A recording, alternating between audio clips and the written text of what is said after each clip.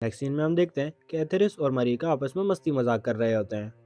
तभी वहाँ पर निकोलाइन आती है और मरीका से कहती है तुम्हें बाहर एलेक्स बुला रहा है, और मरीका वहाँ से चली जाती है। उसके बाद एथेरिस वहाँ से चला जाता है। नेक्स्ट सीन में निकोलाइन उसके रैबिट के पास बैठी हुई थी। तभी वहाँ पे एथेरिस आता है और उसे कहता है मेरा एक बेटा भी है। निकोलाइन को बिलीव नहीं होता और वो उसे कहती है इसके बारे में तो फाइल में लिखा हुआ भी नहीं था। एथेरिस कहता है मुझे तुम्हारे साथ ऑनेस्ट रहना था, इसलिए मैंने तुम्हें ये बताया है। एथेरिस कहता है लड़कियों को ऑनेस्टी अच्छी लगती है। निकोलाइन उससे पूछती है क्या तुम्हें औरतें और लड़कियां सिंपल लगती हैं। इस पर एथेरिस कहता है कि औरतों में ज़्यादा फैंटेसी होती है क्योंकि उनके साथ ज़बरदस्ती करें। उसके बाद उसने अपने बेटे का नाम उसे मिलान बताया जो मैकडोनल्ड्स में काम करता था। अगली सुबह वो अच्छे से तैयार होती है और अपने काम के लिए जाने लगती है। वहाँ वो देखती है कि जॉन सबको बास्केटबॉल सिखा रहा है। तभी वो वहाँ पर जाकर उसको इनडायरेक्टली किस करती है। कहती है कि उसका इंतज़ार गाड़ी के पास कर रही है। उसके बाद एथेरिस निकोलिन के पास आता है और उसे कहता है तुम पर लिपस्टिक अच्छी नहीं लगती, तो तुम लिपस्टिक नहीं लगाया करो। निकोलिन उसे इग्नोर कर कर वहाँ से चली जाती है।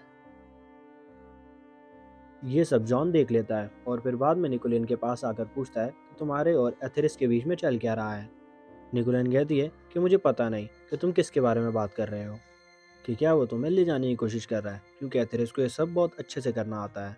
इस बात पर निकोलाइन ने मना कर दिया और इस बात पर जॉन उसे कहता है कि तुम्हें मेरी प्रोटेक्शन की ज़रूरत है, और उसे कहती है अगर तुम्हें प्रोटेक्शन वाली लड़कियां पसंद है तो तुम उनमें से कोई चूज़ कर सकते हो। और जॉन उस पर गुस्सा हो जाता है और अपनी गाड़ी लेकर वहाँ से चला जाता है।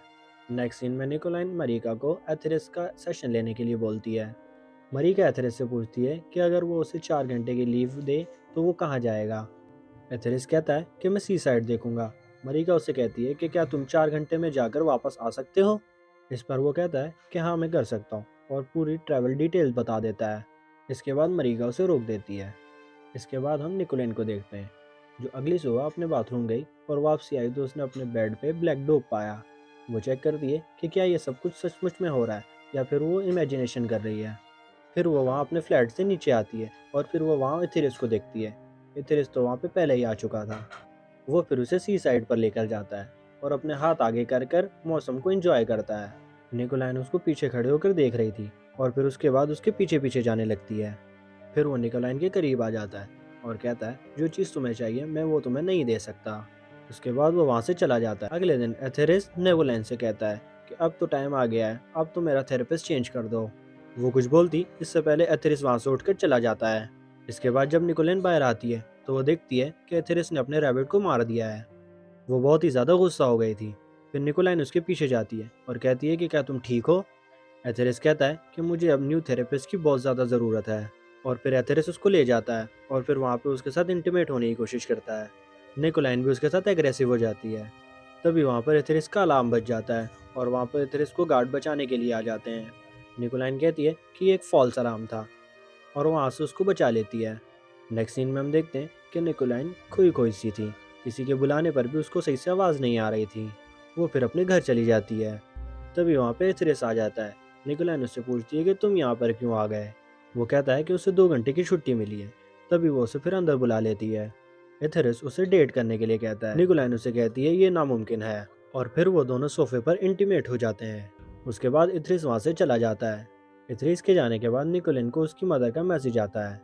वो उसे कहती है कि तुम एक स्ट्रॉन्ग औरत हो। ये मैसेज देखने के बाद वो जोर जोर से रोने लग जाती है। सब कुछ ठीक है, वो ऐसा एक्ट करते हुए अपनी बस से काम पर जा रही होती है। वो इथरिस की जेल में गई और वहाँ पर जाकर अपने कपड़े उतारने लगती है। उसे इंटीमेट होने के लिए सीड्यूस करने लगती है। इथरिस भी उसके करीब आ जाता है।